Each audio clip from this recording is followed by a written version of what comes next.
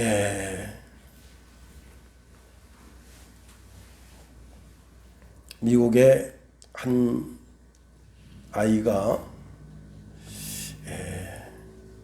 입이 이제 언청이에요, 언청이. 그러니까 요즘은 이제 의학 기술이 많이 발달돼서 언청이도 이렇게 수술해서 감쪽같이 시간이 지나면 정상 입술이 되지만 옛날엔 의술이라는 것이 그렇게 발달되어 있지 못해서 언청이로 살아갑니다. 자, 그런데 애가 학교 가니까 애들이 다 놀리는 거 아니에요. 그래서 애가 학교를 가기 싫어합니다. 근데 그 엄마가 애를 이렇게 달래봐도 안 되고 저렇게 해봐도 안 되고 참 너무 고통과 고통 속에서 그렇게 애 생일을 맞았는데 이 아이한테 꽃다발이 배달됐습니다. 그리고는 그 아이 이름과 함께 생일 축하한다. 그리고 너를 사랑한다. 엄마가 그 천연덕스럽게 그 꽃다발을 받아들고는 야, 애기야, 누가 너를 사랑한댄다. 너희 담임 선생님이 너를 사랑하나? 너희 반 친구 중에 누가 너를 사랑하나? 그러니까 얘가 엄마, 나는 이렇게 입술이 언청인데 그런 나도 사랑한단 말이야. 그러니까 이렇게 꽃다발을 보냈지. 그래서 그때부터 이 아이가 이제 조금 마음을 열고 학교를 다니기 시작했습니다. 그렇게 초등학교, 중학교, 고등학교, 대학을 졸업하고 이제 결혼까지 했는데 그때까지도 계속해서 그 꽃다발이 배달됐는데 그 어머니가 돌아가시고 난 후에는 그 꽃다발이 배달되지 않았습니다.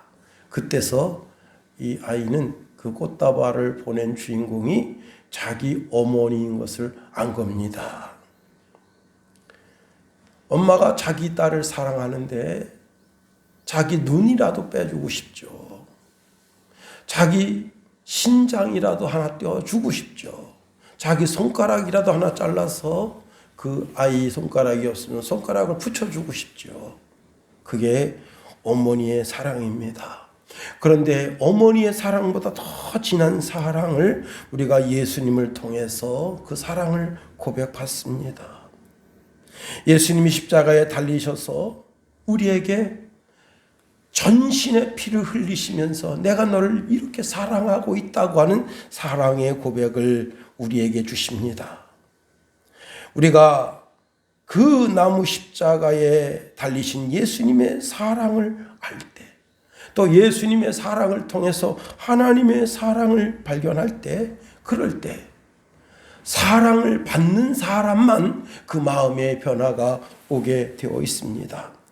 자, 하나님의 사랑이 내 속에 들어오니까 그 사랑이 내 속에 뿌리가 내리게 되고 그리고 이제 터가 굳어지게 된 겁니다. 요한일서 4장 10절 12절에 보니까 사랑은 여기 있으니 우리가 하나님을 사랑하는 것이 아니요 하나님이 우리를 사랑하사 우리 죄를 속하기 위하여 화목제물로 그 아들을 보내셨습니다. 사랑하는 자들아 하나님이 이같이 우리를 사랑하셨은즉 우리도 서로 사랑하는 것이 마땅하도다. 어느 때나 하나님을 본 사람이 없으되 만일 우리가 서로 사랑하면 하나님이 우리 안에 거하시고 그의 사랑이 우리 안에 온전히 이루어지느니라 말씀하십니다.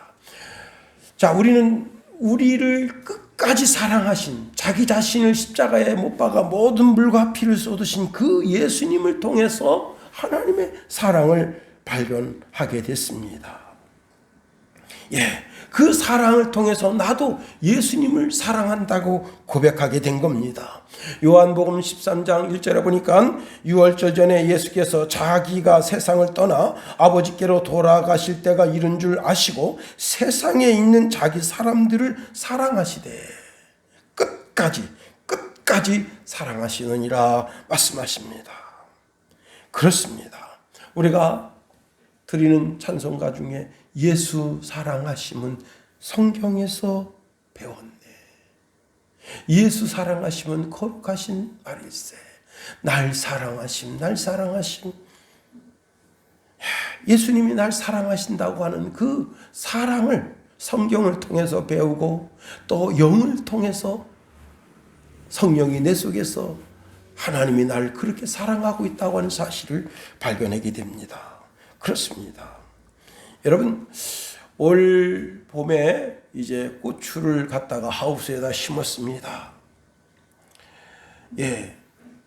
또 호박과 그 다음에 이제 오이도 이렇게 갖다 심었습니다. 또 여러 가지 가지도 심고 토마토도 심고 여러 가지를 갖다 또 그 다음에 이제 푸성기 쑥갓도 심고 그 다음에 이제 상추도 심고 심었습니다. 심었는데 햇빛이 너무 강하니까 쭉 쳐져 있어요. 거기에 이제 농부이신 우리 김웅석 집사님이 물을 갖다가 딱 넣어주고 아침, 점심, 저녁으로 하루에 3번씩 돌아가면서 계속해서 돌봅니다. 말라 비틀어져서 다 죽을 것 같았던 식물들이 물기를 쭉 빨아들이고 거기다 뿌리를 쫙 내립니다. 그리고 터가 굳어져서 거기에 터를 잡고는 그리고 줄기가 힘있게 자랍니다. 한 나그네가 이제 무화과 나무 가지를 꺾어서 대충 잘라가지고 지팡이로 짚고 다니다가 팔레스타인 이스라엘 땅 어느 샘 터진 깊은 샘이 터진 물 옆에 물을 마시면서 그 나무지를 꾹 꽂아놓고 물을 한참 마신 다음에 그 나무가지를 지팡이 삼아서 왔는데 그걸 뽑아갈 생각하지 않고 그냥 지나치게 됐습니다.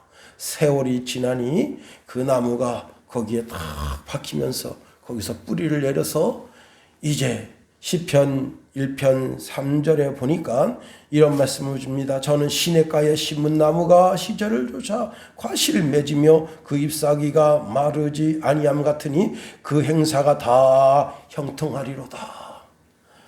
이게 어찌 나무를 비유해서 주시는 말씀이겠습니까?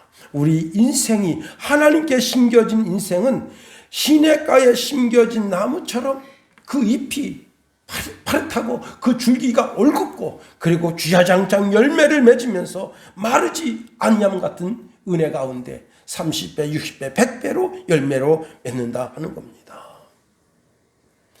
예수님은 우리에게 초대장을 보내십니다.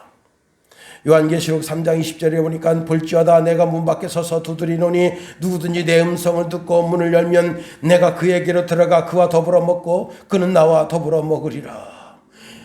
내가 예수님 안에 들어가고 예수님이 내 안에 들어오셔서 뿌리가 박히고 터가 굳어지면서 완전한 그리스도 예수의 사람이 됩니다. 나는 예수 그리스도라고 하는 터 위에 신앙의 집을 짓는 사람이 되었습니다. 고린도전서 3장 11절에 보니까 이 닦아둔 것 외에 능히 다른 터를 닦아둘 자가 없으니 이 터는 곧 예수 그리스도라. 우리가 예수라고 하는 터 위에 신앙의 집을 지어가는 거예요. 에베소서 2장 20절 말씀에도 보니까 너희는 사도들과 선지자들의 터 위에 세우심을 입은 자라 그리스도 예수께서 친히 모퉁이 돌이 되셨느니라 말씀하십니다. 예수님께서 내 신앙의 기초석이 되셨을 때 내가 흔들리지 않는 견고한 터가 예수님이 되어주신 거예요. 그리고 거기에 이제 내 신앙의 집을 짓는데 에베소서 1장 22절에 보니까 또 만물을 그 발 아래 복종하게 하시고 그를 만물 위에 교회의 머리로 주셨느니라. 우리가 하나님의 사랑의 뿌리가 박히고 터가 굳어져서 그 가운데 잘 자랍니다. 식물이 잘 자랄 때 사람의 손길이 닿을 때마다 그 식물이 자라는 것처럼 하나님의 손길이 닿으면 그 사랑의 손길이 닿으면 닿을수록 잘 자라서 마침내 큰 열매를 맺는 것처럼 우리도 그리스도 예수 안에서 복되고 아름다운 열매를 맺는 신앙인이 되어야 한다는 사실입니다. 자, 오늘 보면 우리가 18절 말씀을 통해서 한번 은혜를 나누려고 하는데 18절 말씀 우리 다 같이 한번 읽어볼까요? 18절 시작. 능히 모든 성도와 함께 지식에 넘치는 그리스도의 사랑을 알아. 예, 여기 우리가 먼저 살펴볼 단어는 능이라고 하는 단어인데요. 능이라고 하는 단어는 능력이 있어서 쉽게라는 뜻이에요. 다른 뜻으로는 능수능란하다 그런 뜻입니다. 여러분, 헬라어로 이것은 충분한 힘이 있다, 충분히 할 수 있다라는 뜻을 가지고 있습니다. 아주 강한 능력으로 무장한 한 군사, 아주 강한 능력으로 무장한 군사는 장칼, 큰 1m 한 50 정도 되는 긴 칼도 있고 한 50cm 정도 되는 칼도 있고 방패도 작은 방패가 있고 큰 방패가 있고 완전 무장을 하고 적의 어떤 화살이 날라오더라도 창이 날라오더라도 능히 막아낼 수 있는 그런 이제 공격과 수비가 완전히 준비된 상태로 능히 모든 적들을 다 이겨낼 수 있는 그런 완전 무결한 상태에 있는 한 그리스도인. 그렇습니다. 사도 바울은 완전 무장한 그리스도인을 꿈꾸는 거예요. 그러나 이것은 실제 꿈이 아닌 현실이 되어야 한다는 사실입니다. 이 능이라고 하는 단어는요, 신약 성경 여기 딱 한 번 나와요. 능이 뭐든지 충분히 할 수 있다는 거예요. 우리는 그리스도 예수 안에서 뭐든지 충분히 할 수 있음을 알아야 됩니다. 상상의 나래를 펴야 되는 거예요. 제가 어제 쇼트 영상을 보는데 이건희가 소비자 불만센터 들어갔더니 자기네 회사에서 만든 무선 전화기가 가정 집집마다 쓰는 무선 전화기가 있는데 이제 거기에 이렇게 딱 폴더를 열면 번호가 딱 있어 꾹꾹 누르고 그리고 이제 거기에 내가 거는 전화번호가 딱 나와요. 소비자 불만 상품 대비 11.1%다. 이건희가 화가 났습니다. 모든 전화기 다 회수해라.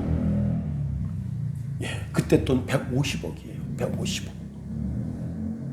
시장이 풀린 전화기, 대한민국에 풀린 전화기, 삼성이라면 여러분 모든 사람들이 이건 진짜 국내 최고고 세계 최고라고 믿고 있는 그 삼성 전화기. 불량률이 11.1%. 전부 회수하라. 그리고 전 사원에게 망치를 주고 다 때려부시라 그랬어요.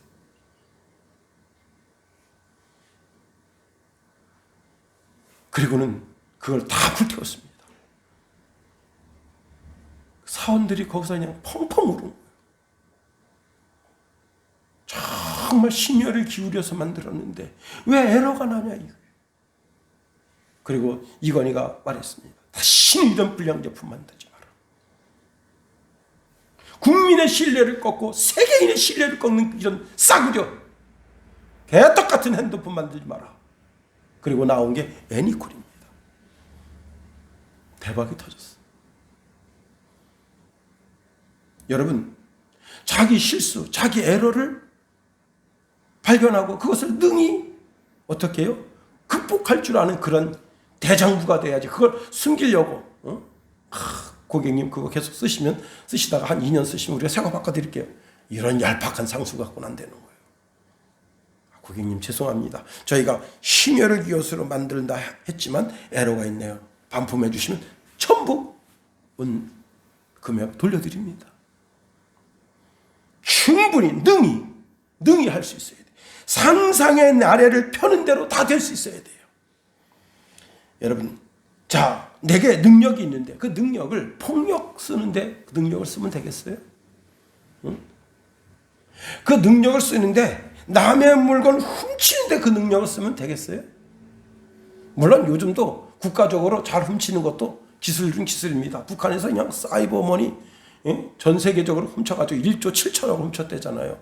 나라 경제를 살리잖아 그거 가지고. 우리나라의 사이버 부대를 막 만드는 거예요. 그래가지고 북한이 그냥 훔쳐간 거. 지금 북한이 지금 금괴 사건 난리 났잖아요. 얘네는 특수부대일 가능성이 높다. 그래서 전부 지금 특수부대 지금 죄다 이잡듯이 뒤지고 있대요. 금괴를 훔쳐간 거야. 참말로. 자기 능력을 그런 데 쓰면 되겠냐. 악한 데 쓰면 되겠냐. 주먹이 세다고 해서 사람 때리는 데 주먹 쓰면 되겠습니까? 여러분, 이건 마귀적인 거예요. 자기의 능력을 오용하는 거예요. 모든 그리스도인들은 하나님의 성품을 닮아서 내 삶에서 가장 아름다운 것을 만들 수 있도록 그 능력을 사용해야 하는 겁니다. 바울은 모든 성도들이 건강한 신앙인이 되기를 바라고 있습니다. 그러면 건강한 신앙인은 어떤 사람이냐? 자기 자신의 지식을 통해서 그리스도의 사랑을 알 때 성도가 강해진다는 사실입니다. 건강한 신앙인은 하나님의 사랑을 아는 것이다. 이 사랑이 우리와 함께하고 있다. 그래서 우리는 하나님을 임마누엘이라 하잖아요. 이는 하나님이 지금도 나와 함께 하신다고 하는 겁니다.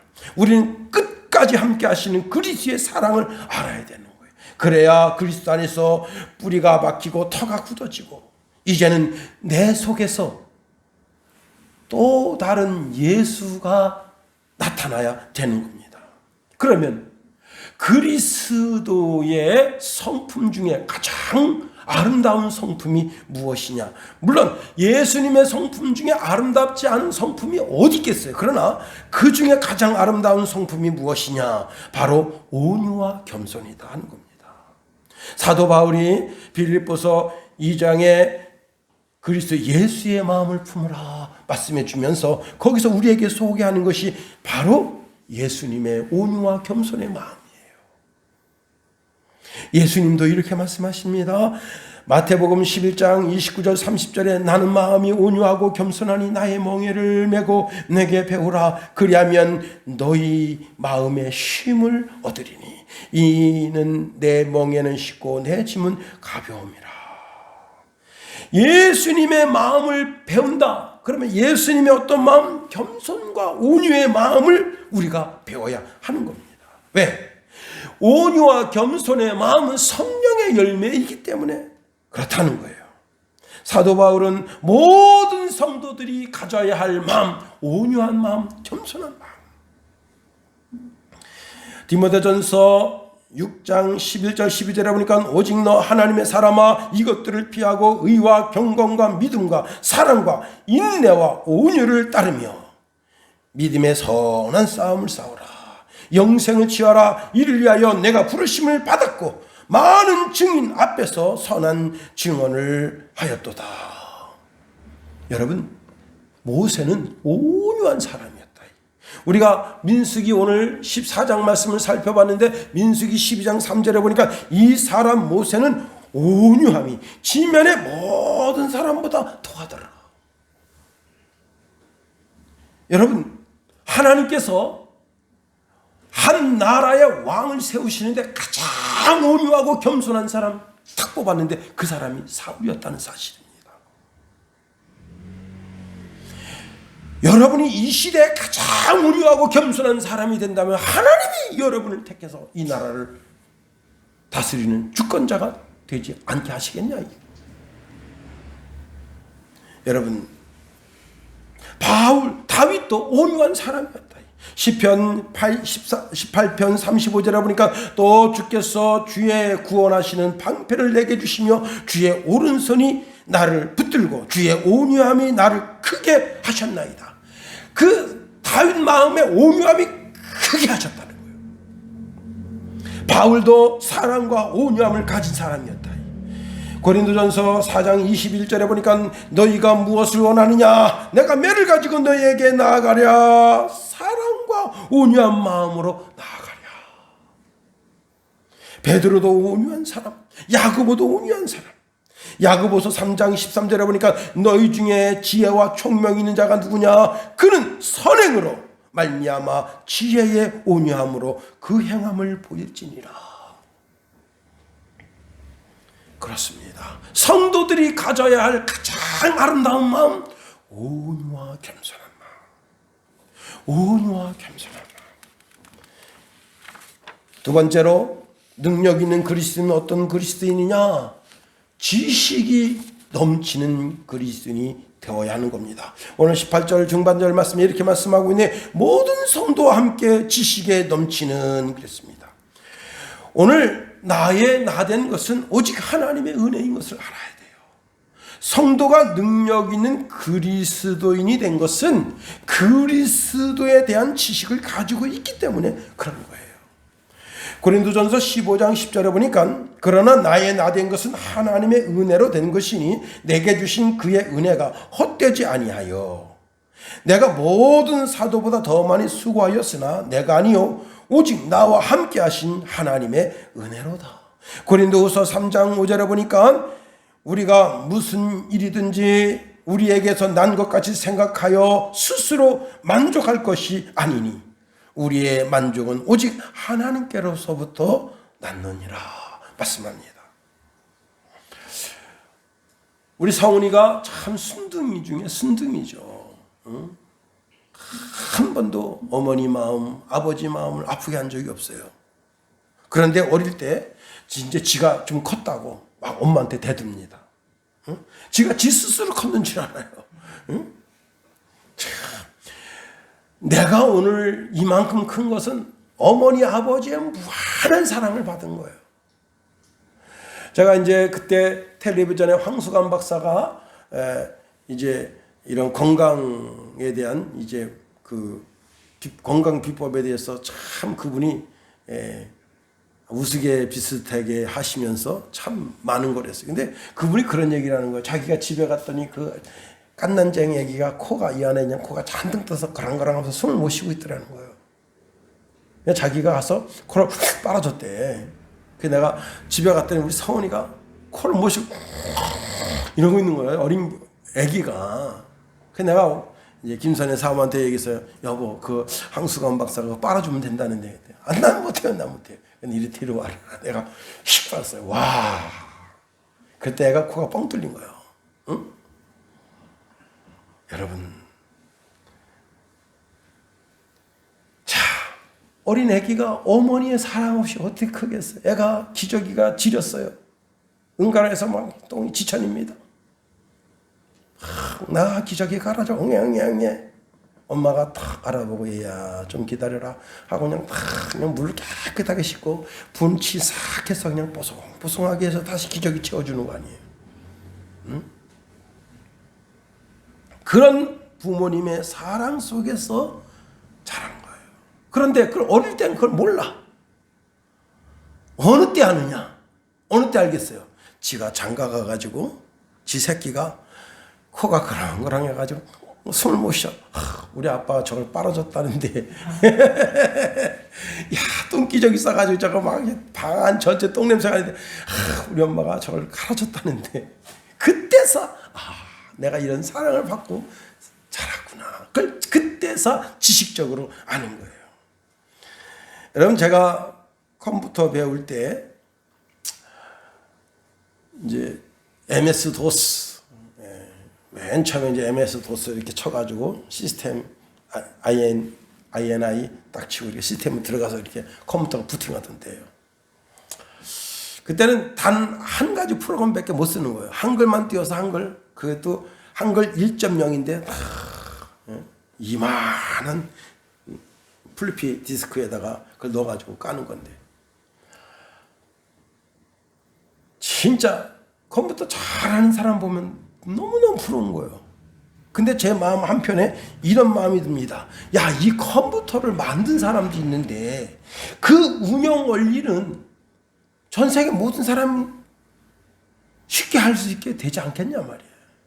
만든 사람도 있는데 이까지 시스템 하나 못 알아가지고 맨날 그 종이에다 써가지고 쳐가지고 그 컴퓨터를 운영해서 되겠나. 그래서 내가 그러면 컴퓨터를 한번 배워보겠다. 그냥 눈에다가 쌍심지를 켜고 신일교회 유동규 그러니까 또 비슷한 일이나 유동규 안수 집사님을 아주 괴롭혀가지고 그래가지고 그 컴퓨터를 배웠어요. 이야. 그랬더니 평생 수많은 선교사님들, 수많은 목사님들, 얼마 전에도 선배 목사님이 컴퓨터가 망가졌는데 컴퓨터가 먹통이 돼버린 거예요. 부팅 자체가 안 돼버려요. 제가 갔어요. 와, 컴퓨터가 놀라지 마세요. 18년 된 거야. 그냥 목사님, 지금 우리가 2022년도를 살고 있습니다. 이게 딱 보니까 18년 전 컴퓨터입니다. 얘도 좀 쉬어야죠. 그랬더니 그 목사님, 그렇지, 웃으시더라고요. 제가 이제 그리고 컴퓨터를 그 하드디스크만 떼가지고 왔어요. 그 프로그램이 그걸 살릴 수 있나 없나. 그 사실은 이제 우리 교회에 있는 컴퓨터 안 쓰고 빼놓은 컴퓨터가 거기다 그걸 껴서 살려드리려고 딱 했는데 우리 컴퓨터도 14년 된 거예요. 우리 다 안 쓴 지 18년 됐습니다. 그래서 제가 그 목사님 전화 드려서, 목사님, 제가 우리 컴퓨터도 보니까 14년 된 컴퓨터인데 거기다 넣어서 이걸 목사님한테 드리는 건 참 말이 안 되는 것 같습니다. 차라리 목사님 최신 컴퓨터에다가 프로그램을 깔아드릴게요. 그래서 제가 그 프로그램을 살리는 방법을 알았습니다. 그래가지고 한 달 전인가요? 거기에 방문해서 그 프로그램을 거기다가 딱 해서 살려드렸어요. 목사님이 너무너무 좋아하시면서, 김 목사, 내가 오늘 뭘 사줄까? 뭐 맛있는 거 뭐 사줄까? 칭찬을 들으니까 으쓱해집니다. 여러분, 세상 지식을 배워서 다른 사람을 도와주는 것도 으쓱해지면서, 야, 참 내가 이렇게 컴퓨터 하나 기술 배운 거 가지고 내가 이렇게 잘 써먹는구나 하는데, 영적인 지식은 어떠하겠어요? 그리스도에 대한 영적인 지식을 하는 것은 어떠하겠습니까? 바울이 이렇게 고백합니다. 빌립보서 3장 7절 9절에 보니까, 그러나 무엇이든지 내게 유익하던 것을 내가 그리스도를 위하여 다 해로 여길 뿐더러 또한 모든 것을 해로 여기면 내 주 그리스도 예수를 아는 지식이 가장 고상하기 때문이다. 내가 그를 위하여 모든 것을 잃어버리고 배설물로 여기면 그리스도를 얻고 그 안에서 발견되려 함이니, 내가 가진 의는 율법에서 난 것이 아니오 오직 그리스도를 믿음으로 말미암은 것이니 곧 믿음으로 하나님께로부터 난 의라. 바울이 여러분, 그 가문이 어떤 가문입니까?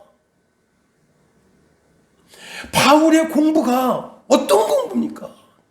최상의 공부 아니에요. 가문이 최고의 가문 아닙니까?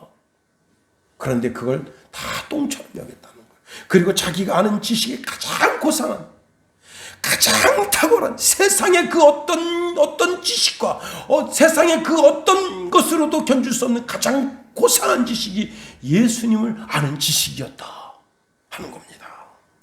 여러분, 세상에 고상한 척하는 신사들, 세상에 고상한 척하는 승려들 다 아무것도 다 가짜라요, 가짜라.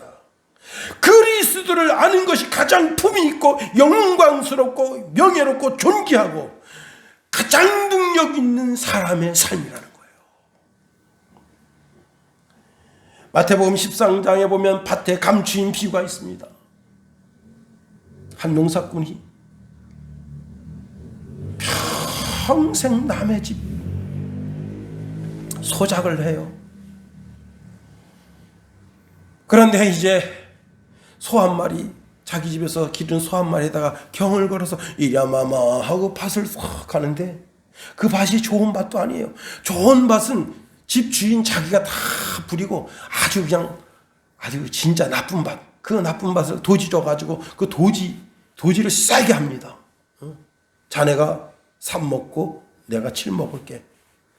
그래도 할 수 없어요. 그거라도 해야 돼. 원래 반반씩 먹어야 되거든. 요즘은요, 주인이 3 먹고 그 논을 붙이는 사람이 7을 먹어요. 근데 이게 반대로 된 거야. 주인이 7을 먹고 그 밭 주인이, 밭 경영하는 사람이 3을 먹는 거야. 울며 겨자 먹기로 그거라도 심어야 돼. 그래가지고 그냥 소에 경을 걸어서 이랴마마 오늘 이 밭을 언제 갈 거냐 하고 딱 가는데 이상한 소리가 나는 거예요. 돌을 긁는 소리하고 항아리 긁는 소리하고 틀려요. 돌은 안에 공간이 없기 때문에 아주 그냥 날카로운 소리가 나는데 스르르 뭐가 있지? 하고 워워 하고 딱 세우는 거 딱 보니까 항아리가 있어요. 그 안에 보니까 금은보화가 잔뜩 들은 거예요.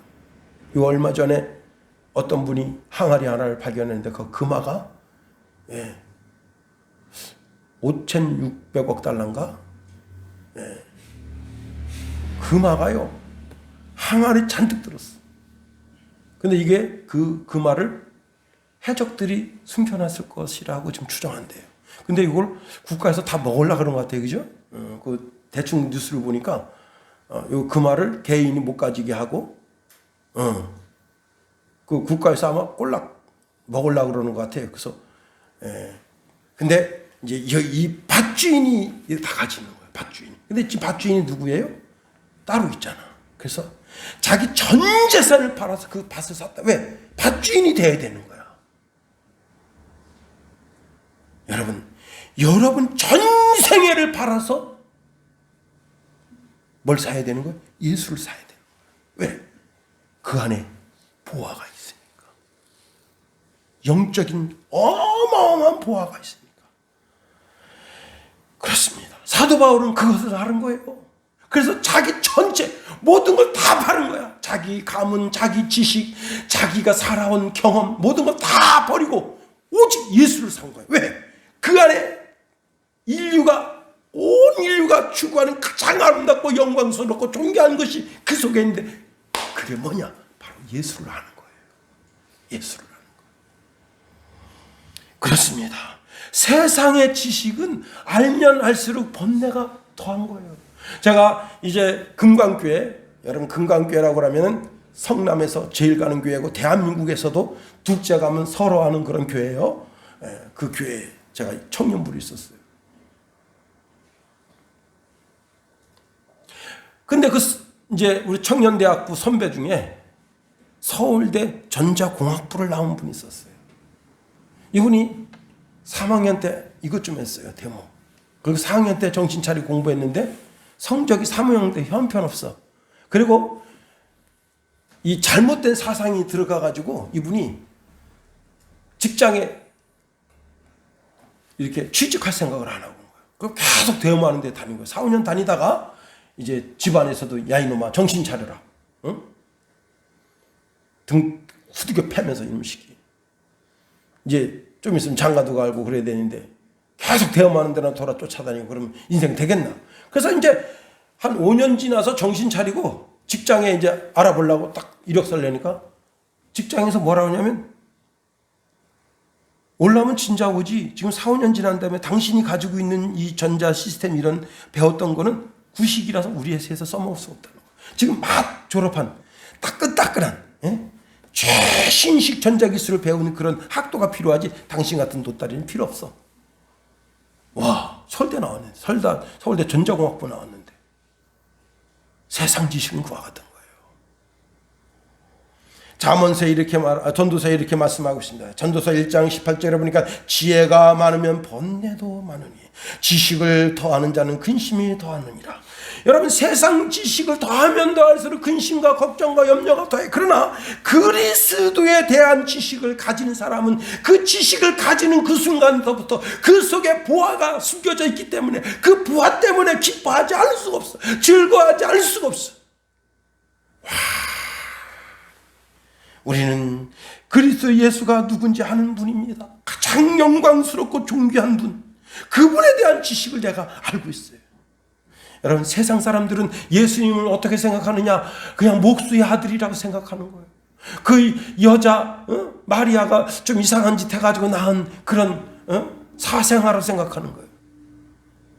그러나 우리 신앙인들은 예수님이 정말 성령으로 잉태해서 다윗의 혈통으로 베들레헴 마구간에서 비참하게 오신 그 예수님, 이 모든 인류 인생보다 가장 비참하게 오셨지만 그렇게 비참하게 되신 것은 그리스도께서 비참하게 되신 것은 나로 고귀하고 나로 부귀하고 나로 영광스럽고 존귀하게 하기 위해서 주님이 비참하게 오신 거예요.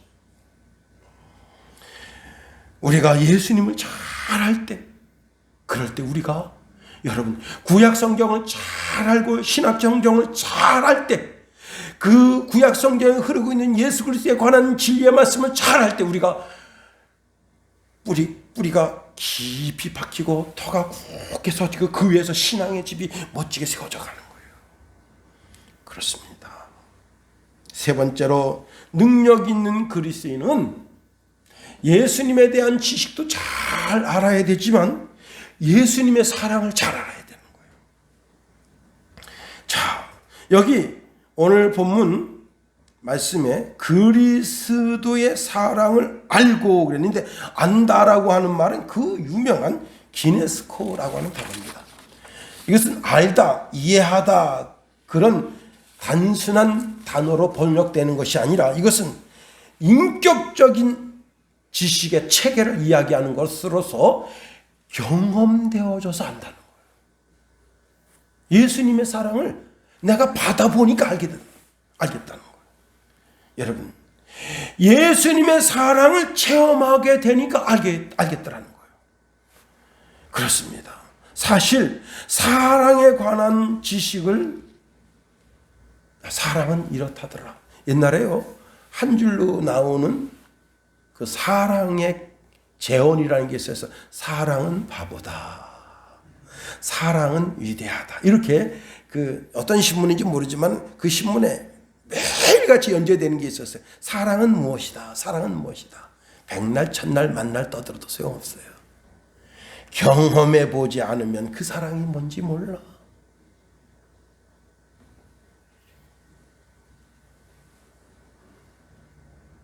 시집도 안 간 처녀가 시집살이에 대한 고통, 그 어린애를 길러내는 그 고통, 애가 어린이집 갔을 때 그 갔다 올 때 그 문 앞에서 그 어린애를 기다리는 고통, 그런 고통만 쫙 나열해서 이야기합니다.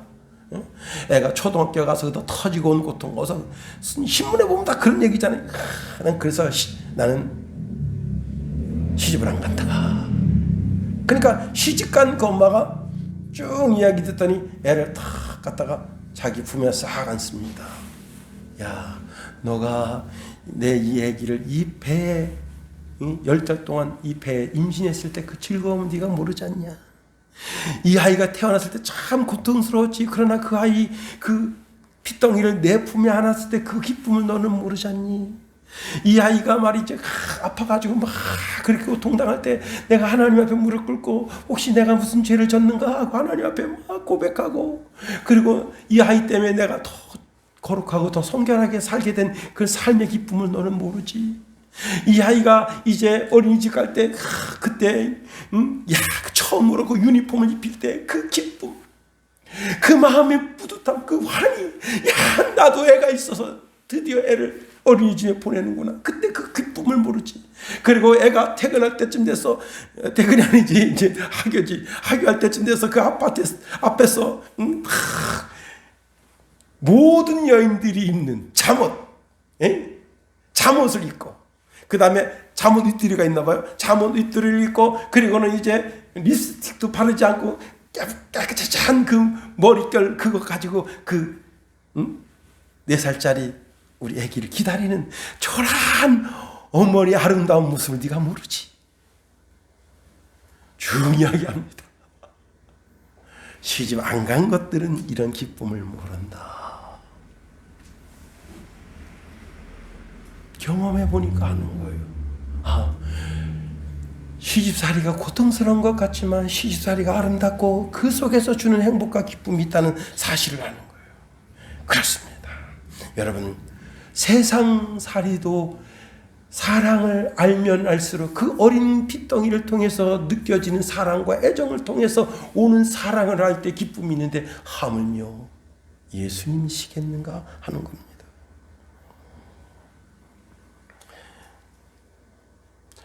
제가 이제 인터넷 쇼핑몰 알익스프레스, 제가 알익스프레스에서 그래도 물건을 많이 삽니다.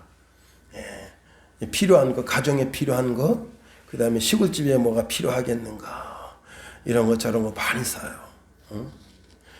그래도 한 8년, 9년 정도 알익스프레스를 이용했습니다. 처음에는 참 물건이 굉장히 쌌었어요. 요즘은요, 거기나 뭐 쿠팡이나 11번가나 비슷비슷할 때가 많아요. 그래서 제가 알이스프레스에다가 당신네들 물건 값을 더 내려야 된다. 가격에 대한 그런 메리트가 없어졌다. 제가 여러 번 충고하는데 아직도 안 들어먹고 있어요. 중국이 저렇게 콧대만 세우면 알이스프레스 곧 망합니다. 물건 값이 싸기 때문에 우리가 산 거지. 제가 얼마 전 도로를 하나 샀는데 이제 경운기에 달아가지고 이렇게 물건을 끌어올리려고 하는데 쓰려고 샀어요. 그런데 그걸 11,000원에 팔겠다는 거예요. 그래서 내가 퇴짜를 놨어요. 그때 점점점 내려가더니 그게 얼마까지 내려갔냐? 3,400원까지 내려갔습니다. 그래서 이제 그걸 구매했더니 이 광군제를 통해 가지고 1,200원까지 내려갔어. 속으로 더 기다릴 걸. 그런데 여러분 우리 이제 교회 사용하는 비접촉 온도계 있잖아요. 그것도 제가 중국에서 샀어요. 국내에서는 그게 당시 46,000원 했는데 중국에서 사니까 똑같은 거예요. 사람들이 말합니다. 중국에서 사니까 웃긴 소리 하지 말아요. 국내 돌아다니는 모든 건 다 중국산이에요. 국산은 기본이 12만 원입니다. 네. 자, 그런데 이제 그걸 사가지고 이제 교회에다 비치를 해놨어요. 어느 날 노예 목사님들을 만났는데 한 목사님이 이렇게 말합니다. 그 접촉 그걸 살라니까 너무 비싸다 이게. 그리고 어느 회사인지 모르는데 그 회사는 26만 원이에요. 그게. 그 내가 왜 이렇게 고민하냐. 알이스프레스 내가 소개해줬어요. 그랬더니요 이분이 더 놀라운 일을 했습니다. 뭐냐면 이렇게 딱 들어서면 우리는 이제 이렇게 사람 몸에 갖다가 대야 되잖아요. 근데 교회 앞에 이만한 박스가 하나 있어요. 그러면 딱 갖다 주면 당신은 얼굴을 거기서 카메라로 딱 비춰주면서 당신 지금 체온은 한국어로 말해줍니다. 중국에 썼는데 35도 5분이 정상입니다. 그리고는요 손을 갖다 대세요. 그러면 손 딱 대면 거기에 알코올이 칙 하고 나와요. 그래서 싹 하고 들어가는 거예요. 내가 이거 얼마 주고 샀냐 했더니 46,000원 주고 샀답니다. 와! 그래서 내가 이야 왜 이렇게 싸게 사냐 했더니 이게 국내에서는 36만 원 한다. 똑같은 제품이. 그래가지고 이 목사님이 수많은 목사님들한테 나 이거 싸게 샀어. 나 싸게 샀어. 막 나팔을 부른 거예요. 제가 조금 전에 컴퓨터 고쳐주는 그 목사님네 그 교회 갔더니 그게 있더라고요. 그래서 목사님 이거 어떻게 사시는 거 했더니 그 목사가 어디 이렇게 사면 됩니다. 그래서 알려줘서 샀다는 거예요. 그래서 그거 알려준 사람이 접니다 했더니 여러분 세상의 지식도 알면 우리가 참 생활이 편리하고 국내에서 30만 원, 40만 원 그게 66만 원까지 팔았었다는데 편하긴 편하더라고요. 얼굴을 쫙 자기 얼굴이 거기 나와요. 카메라에 딱 나오고 정상 온도입니다 하고 손을 내미세요. 딱 내밀면 칙 뿌려주고 이렇게 해서 알코올 쫙 하고 얼마나 좋아요. 참 세상의 지식도 알면 도움이 되는데 영의 지식을 알고 그 영의 지식 가운데 그리스도의 사랑을 알게 되면 여러분 우리의 신앙이 얼마나 여러분 부드하게 든든하게 말씀과 믿음 가운데 세워져 나가겠는가 하는 겁니다. 이제 말씀을 마칩니다.